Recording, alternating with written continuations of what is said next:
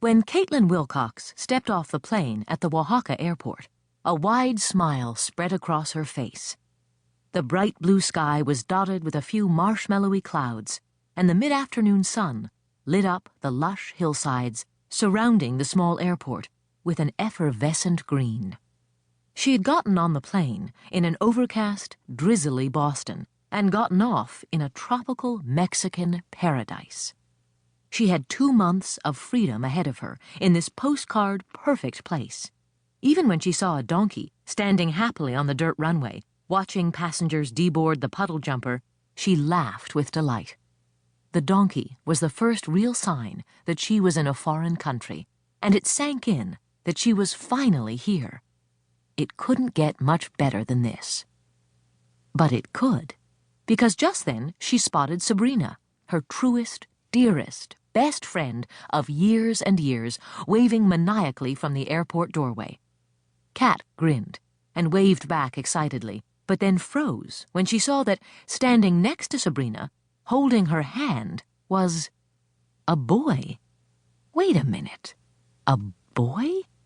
Cat blinked in surprise, but then she recognized the telltale glow in Sabrina's smile and the sidelong glances of adoration she was casting at the tall, muscular, copper-haired hottie beside her. She'd seen that look on Sabrina's face too many times to keep track. Cat shook her head, laughing.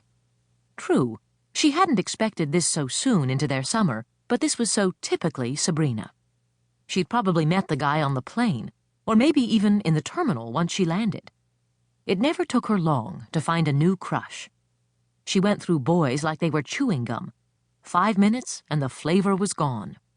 Cat had always felt sorry for the poor guys who fell hard for Sabrina and were devastated when she broke it off. This guy, cute as he was in for the same heartbreak. Cat was sure. It was just a matter of time. In all likelihood, Sabrina would be over him by the 3rd date, and then she and Cat could get this summer started for real. In every one of their nightly IM sessions, and the dozens of emails and phone calls they'd swapped since Cat had moved from Scottsdale, Arizona to Boston, all she and Sabrina had talked about was making this trip together for the summer study abroad program. It was supposed to be a summer of girl bonding, a summer for Cat to forget how the rest of her old friendships had been lost with her move, the emails and calls from her diving team buds and classmates petering off into a pathetic dribble. Sabrina's was the only friendship that had survived, and as long as Cat had Sabrina to talk to, her old life in Scottsdale wasn't gone forever. This summer, Sabrina had promised to get Cat up to speed on everything she'd missed in Scottsdale, and Cat had vowed to perfect her Spanish, a language she loved. That was why she had wanted to come to Mexico. That, and her desperate desire to escape her new family and her new home. As if her mom's whirlwind romance with Ted Starling hadn't been bad enough, she had to go and marry the guy. After dating for only 3 months. Cat had hoped she would have been more cautious after one failed marriage, but there was no accounting for adults, especially those on the rebound from a messy divorce.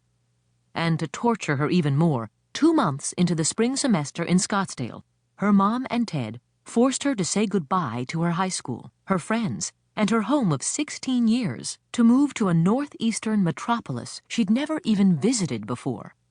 Faced with the possibility of spending a miserable summer in Boston, Cat had, with Sabrina's help, developed a master plan for escape. But a boy had never been included in their master plan. Still, here he was, so Cat would make the best of it.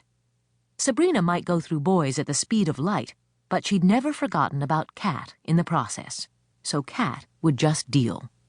Besides, he wouldn't last long anyway. Cat shifted her carry-on onto her shoulder and walked toward Sabrina and her new man. "Kit Kat!" Sabrina waved, jumping up and down in her classic hyperdrive fashion from the other side of the tarmac. "Cat, over here!" "Easy, sweets," Cat heard the boy say to Sabrina. "I think she sees you. You've gotten the attention of the whole airport." Sabrina ran to Cat, almost knocking her over with a hug. "Hola, Hola, mi amiga, she cried. Bienvenida a Mexico! Oh my God, it's so great to see you! She held Cat at arm's length, looking her over. Cat noticed Sabrina looking like her eco-friendly self as usual, her long legs set off in a dye-free hemp skirt. From the linen scarf she'd tied in her hair to her sage-green espadrilles, she looked like she was ready to take on the jungle in style.